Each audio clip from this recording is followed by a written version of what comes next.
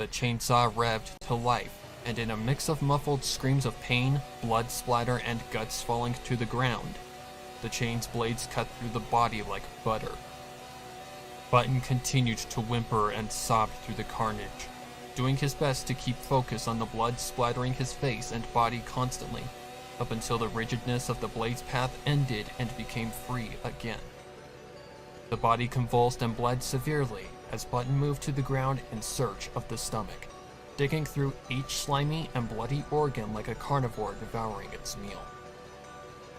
Button knew very little about anatomy, nor had he ever seen an actual human organ system in his life. He was literally digging blindly, checking each organ for the glimmer of the key's metal. 5 minutes in, he finally found the stomach, but to his disappointment and horror, no key resided inside of the rubbery sack. He had chosen wrong. He screamed into a breakdown, getting back to his feet and picking up the chainsaw again. He felt sick as he moved to the next body. There was no sort of strategy to this. He was just taking shots in the dark until he got the right target. Therefore, he had no plan as he engaged the throttle yet again on the next body in line, hearing only a cacophony of sounds in similarity to his first target's body being shredded in half. Blood coated his body again, and the victim shook wildly in an attempt to escape their torment as the blades navigated through their organs, nerves, and spine. Button only grew more distraught and nauseated at the horror and disturbing scene before his eyes as the chainsaw sliced and killed the innocent stranger more and more.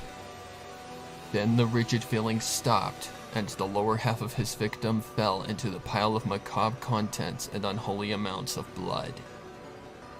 Now that he knew what the stomach looked like, he saved himself time by sliding the many other organs out of the way, and this time, only 40 seconds in, he found the stomach. He prayed and pleaded for this to be the correct victim, but upon emptying the contents of the organ, no key met the ground. God damn it! He shouted in defeat, feeling his mind slowly start to fall into madness. Between his actions, the smell and sight of blood, the unholy amounts of gore, and all of the carnage, Button could feel his mentality starting to slip. He got back up and gripped the chainsaw again, walking to his third victim. His lack of mentality had caused him to become numb to the macabre, shredding into his third victim almost unconsciously. The same thing replayed as he navigated. More blood, more gore, more muffled screams, more struggling, more loss of hope. He knew he had no choice but to kill these people, and while he was forever sorry and regretted everything he had done to them, he knew he'd never forgive himself, nor would Celestia. He felt selfish for taking the lives of others for his own wants, but at the same time, was he being selfish in saving Sweetie by killing innocent people? It was a double-edged sword with no right answer. Even if he had chosen to stop then and there, would these people have been spared or just killed in the aftermath? Button didn't know, being snapped out of his thoughts by the thump of the lower body of victim number 3 meeting the ground. Reluctantly, he returned to the ground and dug through the pool of blood and organs for the stomach, finding it rather quickly. He clenched his fist on the rubbery organ, emptying its contents and hoping for the nightmare to finally be over. No key exited the organ. Button threw the organ across the yard and screamed in agony. He had ended up having to sacrifice all of them to win. It couldn't just have been 1 or 2 sacrifices. No, it had to be all 4. Button eyed his last victim, realizing it was the lone female victim of the mix, and immediately, he realized that he was an idiot for not seeing the obvious answer to which one had the key. She was the only female, an obvious giveaway and clue, but at this point, he just wanted this nightmare to be done and over with. So he grabbed the chainsaw one last time, walked to where he was at a good angle to start shredding her in half, and once he had a good spot, went full throttle. He sobbed, screamed, and broke into insanity as he cut deeper and deeper into the lady. Her muffled wails and screams broke through whatever was gagging her mouth with each second that passed, and Button could only do nothing but shut them out as he finished the task. Her lower half fell, and Button dived to the ground, throwing the chainsaw across the yard. He searched through the entire carnage, finding the stomach quickly and hastily squeezing out the contents. It took a second, and after another good clench of the rubbery and bloody organ, a small metal key collapsed to the ground, its surface reflecting in the light of the yard. Button quickly grabbed the glimmering object from the ground and hastily made his way to the door again, lodging the key into the keyhole and turning it violently. A click followed, confirming that this horrible nightmare was finally over, or at least for the time being. Before entering, he gazed back one last time at the 4 dead and mutilated bodies hanging like additions to the tangled and overgrown branches of the tree. The sight made him sick to his stomach, but despite how he felt about himself and what he'd done, he knew he had to keep going. He only spoke 2 words before entering through the door. "I'm so sorry."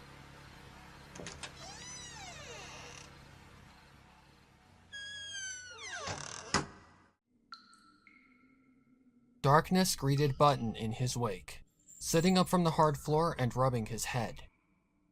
However, a sound made his senses peak to a panicked state. Chains. That's when he felt the cold steel restraints embracing his limbs, and in an immediate frenzy of struggling and feeling around for anything, everything came back to him. The game. Sweetie Belle. The truth. Every horrifying detail he'd been put through in the previous night. Standing up, he proceeded to yell for help, only to be met with the reverberations of his voice within wherever he currently resided. He yelled a few more times, searching for a light switch, but no such thing came in the space. He hadn't even found any walls within the vicinity. All he had found was the ends of his restraints and empty space. He eventually stopped, and only after stopping found that something was around his neck. Feeling it out in the darkness, he immediately knew what it was, having become quite attuned to said object within the past night. It was a tape recorder. He felt his entire body shake upon discovering it, knowing it meant nothing but bad news. But considering he eventually would have to play it, he mustered up the strength to find and push the play button. However, as the tape rolled, he was surprised. He had expected Sweetie's voice, but it wasn't hers. It was another familiar voice he'd come to know of as of a few months or so prior to all of this. "Hello, Button. It's me, Erica, the woman you cheated on your wife with. You're probably wondering why I'm speaking instead of Sweetie. And don't worry, I'll ease your confusion. To put it straight, I'm the reason you're here or were ever put through everything you've faced as of late. You see, I met your wife one day, and she told me everything about you and what she wanted to do to you, but was too afraid to. Therefore, I decided to help her, given I've dealt with pigs just like you, and know how to break them. I had to be sure it was worth wasting my time and energy on you, so Sweetie proposed a meetup between you and I, and in just a matter of a few cute words, you have proven to me exactly what you are. A player. Sweetie merely came up with the ideas and metaphors. I came up with the traps and challenges you had to endure. However, even given all that you had done to her, Sweetie still wanted you to succeed. So I altered my original plans to give you a fighting chance. These included turning on the lights, giving you fair amounts of time, and even giving you obvious hints to succeed. However, even after giving you all of that, you still failed and proved yourself nothing but a failure, pig, and player to human nature. So now, you are given the same punishment as you gave Sweetie for 5 years. You will live the rest of your days confined and trapped in your own personal prison, bound to nothing but the sight of darkness and absolute silence. The same thing you stuck your loyal and faithful wife in for so long, until she finally took control of the player and made her own decisions. Scream all you want. No civilization is in sight for over 100 miles from where you are. So, unless you'd rather silence yourself before your assured death, I just stay quiet in your isolation. Dehydration may kill you first, or the lingering and growing insanity of being bound to the sight of only darkness. What is certain, though, is that you will never escape your prison, or abuse, manipulate, or hurt Sweetie Belle ever again. I hope you're happy with the consequences of your choices in mine and Sweetie's little game of revenge and justice. We sure are, and plan to live our lives freely and at our own wills, while you sulk and die away like the waste you are. Thank you for playing, and we hope you enjoy your last days of life shrouded in darkness and eternity in hell. The tape ended, and Button just stood in the darkness, defeated. He didn't have any words, only silence at the realization that he was doomed to die here, alone, defeated, and destroyed of all will. He had lost everything. The game, his freedom, his life.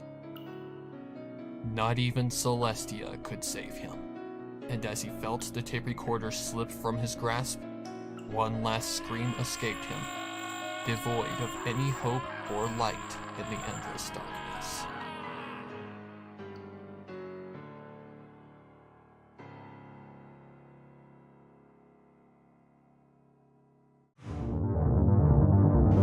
Five people died in Cheating Dawn, with the victims consisting of 4 men and 1 woman, giving us our first ever equestrian pie chart.